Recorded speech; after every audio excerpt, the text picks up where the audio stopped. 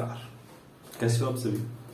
आज हम important topic जो हमने एक सीरीज चलाई है गुप्त काल के दौरान साइंस एंड टेक्नोलॉजी की, उसी की सीरीज का एक अगला पार्ट है आज का कि गुप्त काल के दौरान मेडिकल फैसिलिटी किस प्रकार की थी, किन किन लोगों ने मेडिकल के अंदर अच्छा काम किया और किस किस क्षेत्र के अंदर काम किया। तो आइए आज इसी को देखते हैं। इसमें मुख्यतः नाम आता है, वो नाम आता है दो व्यक्तियों का, एक तो है चरक, एक है सुश्रुत। मुख्य रूप से इन दोनों का नाम आता है क्योंकि इन्होंने उस समय के अंदर चिकित्सा के क्षेत्र के लिए पुस्तकें लिखी हैं। जैसे चरक ने लिखी चरक संहिता और सुश्रुत ने लिखी सुश्रुत संहिता। इसके अंदर इन्होंने जो उस समय की डिजीज है, बीमारियां हैं, उनको पूरे डिटेल के अंदर एक्सप्लेन किया है। उनके निवारण के लिए क्या क्या चीजें हो सकती हैं उसके बारे में चर्चा की है। तो हम एक एक करके इसको देखेंगे। पहला हम देखेंगे कि चरक संहिता। ये चरक जो ऋषि हुए हैं, जो उस समय के ये कहें कि अच्छे खासे डॉक्टर हुए हैं, चिकित्सक हुए हैं, उन्होंने लिखी है और ये आयुर्वेद से रिलेटेड है। अर्थात हमारी जो चरक संहिता है, उस चरक संहिता के अंदर जड़ी बूटियां क्या हैं, कहां से वो मिलेंगी, कौन सी जड़ी बूटी किस बीमारी के लिए काम आएगी, इन सभी जड़ी बूटियों का डिटेल के अंदर एक्सप्लेन किया गया है चरक संहिता के अंदर। इन्होंने बकायदा बताया है कि कौन कौन सी जड़ी बूटी कहाँ काम आएगी और इनकी जो इन्होंने जो चिकित्सा है उसको 4 भागों में बांटा है। अर्थात इनकी चरक संहिता है वो अलग अलग भागों के अंदर 4 भागों के अंदर 8 भागों के अंदर डिवाइड कर रखी है। पहली है, इन्होंने पहले डिवाइड किया है काया चिकित्सा। काया चिकित्सा मतलब जनरल जो फिजिशियन जैसे होते हैं, आपने सुना होगा कि ये डॉक्टर है वो जनरल फिजिशियन है, कोई खास स्पेशलिस्ट होता है, कोई डेंटिस्ट अलग होता है। तो इन्होंने जो दिया है वो पहला ही इनका जो चैप्टर है, वो चैप्टर क्या ही भाग है, वो है काया चिकित्सा। अर्थात सिंपल जो बीमारियां हैं उन बीमारियों का इलाज कैसे होगा, उस बीमारियों का होने का कारण क्या है और उस बीमारी का निवारण कैसे किया जाएगा और ऐसी क्या जड़ी बूटियां होंगी जिससे ये बीमारी दोबारा ही ना हो। अगला इन्होंने बताया है कौमार या भरते। अर्थात ये उस समय इन्होंने नाम दिए हैं, ये जो इस साइड में लिखे गए हैं ये उनके द्वारा दिए गए नाम हैं और आधुनिक समय में उनको इन नामों से जाना जाता है। तो दूसरा इनका कौमोर भरते, जिसको हम आजकल बोलते हैं कि बाल चिकित्सक या फिर बाल रोग। जैसे छोटे बच्चों के अलग से डॉक्टर होते हैं, तो उसी प्रकार के इन्होंने अपना जो दूसरा पार्ट दिया है वो बाल चिकित्सा से संबंधित दिया है कि बच्चों के अंदर कौन सी डिजीज हो सकती है, उनका निवारण कैसे होगा और उनकी देखरेख कैसे की जाए।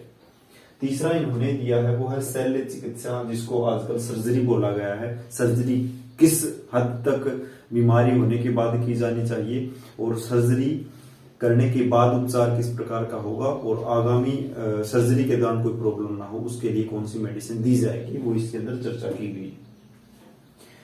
चौथा है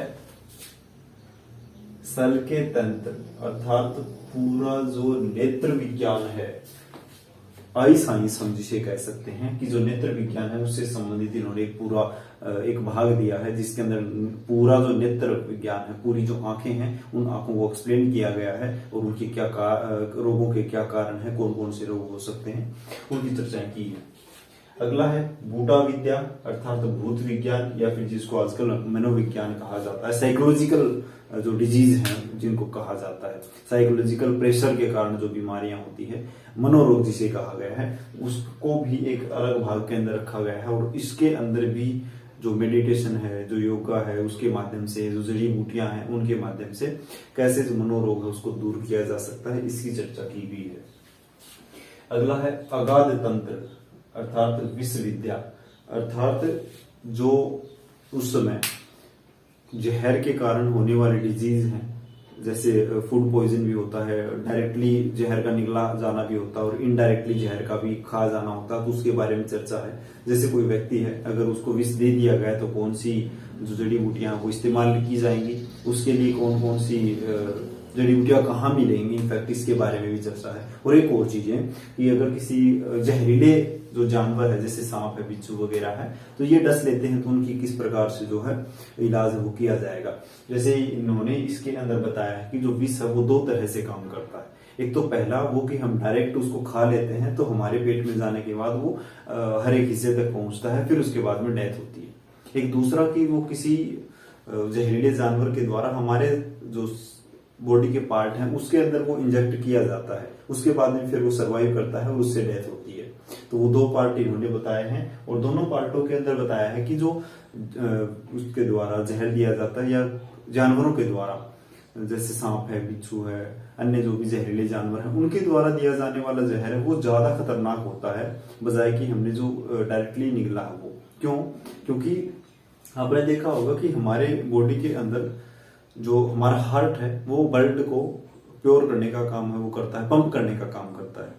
तो जैसे ही मान लो कोई जहर है वो यहाँ पे किसी सांप ने डस लिया है तो हमारी जो नसें हैं वो नसें हमारे जो हार्ट है उससे डायरेक्टली जुड़ी हुई हैं, तो वो जहर है वो हार्ट तक पहुंचेगा और हार्ट पूरी बॉडी तक डायरेक्टली पहुंचा देगा। और ये जो हार्ट है वो इंस्टेंटली काम करता है, स्पीडली काम करता है। और जो हमने जो वैसे जहर निकला है तो वो हमारे पेट के अंदर जाएगा, उसका जो पूरा प्रोसेस होता है, क्योंकि हमने जो चीजें खाई हैं वो एट ए टाइम पे ब्लड नहीं बन सकती, उसके अंदर कुछ चीजें हैं, कुछ एक्स्ट्रा है वो निकाल दिया जाता है। तो जो प्योर लास्ट में जो बचता है उसी को हार्ट तक पहुंचाया जाता है जो ब्लड के रूप में होता है।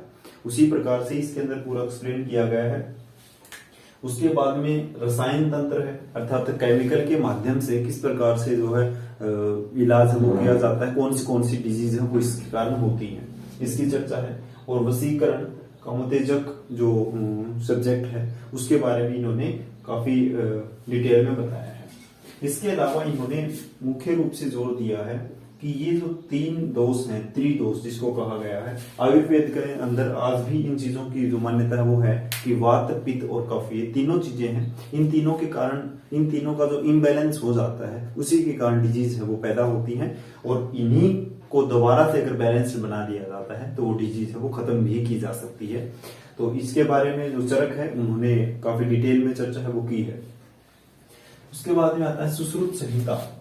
जो सुश्रुत संहिता है ये सुश्रुत जो ऋषि हुए हैं, वैद्य हुए हैं, उनके द्वारा लिखित है और ये मुख्यतः शल्य चिकित्सा से संबंधित है। अर्थात आपके अंदर कोई डिजीज हो गई है तो उसको ऑपरेशन करके उसको कैसे खत्म किया जा सकता है। तो मुख्य रूप से जो सुश्रुत संहिता है वो चीरफाड़ से रिलेटेड है, ऑपरेशन से रिलेटेड है, शल्य से रिलेटेड है। और इन्होंने सुश्रुत ने क्या किया, एक मृत शरीर को लिया और लेकर के उसका विस्तृत अध्ययन किया। जैसे आपने जो भी मेडिकल कॉलेजेस होते हैं उसके अंदर आपने कंकाल देखे होंगे, उस कंकाल का पूरा अध्ययन करवाया जाता है बच्चों को, क्योंकि वो रियल के कंकाल होते हैं। अगर कोई लावारिस जो लाशें होती हैं उनको ला करके उनका जो मांस है, मज्जा है, रक्त है, उसको खत्म करके उसकी जो हड्डियां हैं उनको हड्डियों को वहां पे यूज किया जाता है। तो इस प्रकार का उन्होंने गहन अध्ययन किया था और अध्ययन करने के पश्चात उन्होंने बताया कि ये जो बीमारियां हैं उन बीमारियों को कैसे ठीक किया जा सकता है और उनको सर्जरी के माध्यम से कैसे ठीक किया जा सकता है। और इन्होंने सर्जरी के है ना 2 चीजों के अंदर ये काफी ज्यादा परफेक्ट रहे हैं, क्योंकि हर एक डॉक्टर है वो किसी ना किसी एक फील्ड के अंदर ज्यादा परफेक्ट होता है। तो ये 2 चीजों के अंदर फैक्ट थे। एक तो राइनोप्लास्टी जिसको प्लास्टिक सर्जरी कहा जाता है और दूसरा है नेत्र विज्ञान अर्थात मोतियाबिंद का निष्कासन। क्योंकि इन्होंने कई बार जैसे जो नाक है उस नाक की इन्होंने सर्जरी, प्लास्टिक सर्जरी की थी उस समय, गुप्त काल के दौरान का इतिहास हम देख रहे हैं। इसके दौरान उन्होंने नाक की प्लास्टिक सर्जरी करके उसको दोबारा से उसी अवस्था के अंदर ला दिया था, क्योंकि ये सर्जरी के अंदर काफी ज्यादा एक्सपर्ट रहे हैं। उसके बाद में उस समय शल्य चिकित्सा को शास्त्र कर्म कहा जाता था और इन्होंने जो इंजेक्शन पद्धति है जो आजकल एलोपैथी के अंदर यूज किया जाता है, इंजेक्शन और पट्टी पद्धति है, इन दोनों का भी इन्होंने प्रयोग किया है और इनके बारे में भी विस्तृत जानकारी जो है वो दी है। इन दोनों के अलावा भी गुप्त काल के दौरान कुछ चिकित्सक हुए हैं जिनमें आता है बाघभट्ट। बाघभट्ट है, इन्होंने अष्टांग संग्रह या फिर अष्टांग हृदयम नामक पुस्तक की रचना की है और इसके भी 8 भाग हैं। 8 भाग होने के कारण ही इसको अष्टांग संग्रह या फिर अष्टांग हृदयम कहा जाता है। और ये पूरी तरह से आयुर्वेद से रिलेटेड है, कौन सा रोग है वो कैसे होगा, और ये मेजर रूप से हम कह सकते हैं कि चरक संहिता के ऊपर निर्भर है या फिर चरक संहिता से संबंधित है ये। इसके अंदर भी वात पित्त कफ के इम्बैलेंस्ड होने की जो चर्चा है वो की गई है, और कैसे इसका निवारण किया जाएगा वो भी है। और इन्होंने आयुर्वेद के ऊपर ये पुस्तक है वो पूरी तरह से लिखी है। इसके अलावा एक और चिकित्सक हुए हैं धन्वंतरी। ये जो चंद्रगुप्त विक्रमादित्य है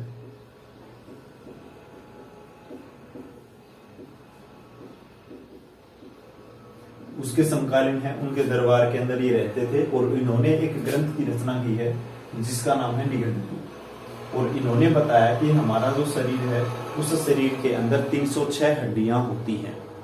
जैसे आपको पता होगा हमारे शरीर के अंदर 306 हड्डियां हैं, ये हैं अडल्ट के अंदर। अगर हम बच्चों की बात करें तो बच्चों के अंदर 300 हड्डियां पाई जाती हैं। आज का जो वर्तमान का जो मेडिकल है वो ये बातें कहते हैं, और इन्होंने भी उस समय बताया कि 300 हड्डियां हैं वो इंसान के अंदर होती हैं। इसके अलावा एक और चिकित्सक हुए हैं, ये तो है ह्यूमन चिकित्सक, ह्यूमन डॉक्टर हैं। अब जो हम देखें कि जो वेटनरी है, जो पशु चिकित्सक है, उसके अंदर आता है शालिहोत्र। ये भी गुप्त काल के दौरान रहे हैं, और ये पशु चिकित्सक हुए हैं, और इनको वेटनरी के जन्मदाता कहा जाता है। अर्थात इससे पहले आप देखोगे कि जो वेटनरी है उसको इतना ज्यादा महत्व नहीं दिया गया था। हालांकि महाभारत के अंदर इसका जिक्र मिलता है कि अश्वों के लिए एक स्पेशल चिकित्सा पद्धति होती थी, लेकिन वो सिर्फ अश्वों तक ही थी, घोड़ों तक ही सीमित थी। अब इस समय क्या था कि इस समय सभी पशुओं के रोगों का निवारण और उनके जो शल्य क्रिया है, ऑपरेशन है, उसके बारे में पूरा एक्सप्लेन है वो शालिहोत्र ने किया था, और इसलिए इसको वेटनरी का जन्मदाता माना जाता है। इसके अलावा एक और डॉक्टर हुए हैं पालकपेय। ये इन्होंने एक ग्रंथ लिखा है, उसका नाम है हस्तवायुर्वेद, अर्थात हाथियों के रोगों का पूरा एक्सप्लेन इसके अंदर किया गया है कि कैसे हाथी है उसको रोग होता है, कौन कौन सा रोग होता है, और कौन से रोग का निवारण कैसे किया जाएगा। इसके अलावा पार्श्वक नामक भी एक चिकित्सक हुए हैं, जिन्होंने अपना एक ग्रंथ लिखा है जिसका नाम है आख्यान। और आख्यान के अंदर इन्होंने जो लेडीज हैं और जो चाइल्ड हैं, जो बच्चे हैं और जो महिलाएं हैं, उनके अंदर कौन कौन से रोग हो सकते हैं और उनका निवारण कैसे किया जाएगा, इसके बारे में इन्होंने पूरा एक्सप्लेन है वो किया है। ये था हमारा गुप्त काल के दौरान चिकित्सा व्यवस्था, जिसके अंदर चरक, सुश्रुत इन दो का मुख्य नाम आता है। इसके अलावा जो हमारे हुए हैं बागभट हैं, धन्वंतरी हैं, और पार्श्वक हैं, पालकपेय हैं, और जो शालिहोत्र है। तो इन सभी के नाम आप ध्यान में रख लेना। ओके, आज के लिए इतना ही। Thank you.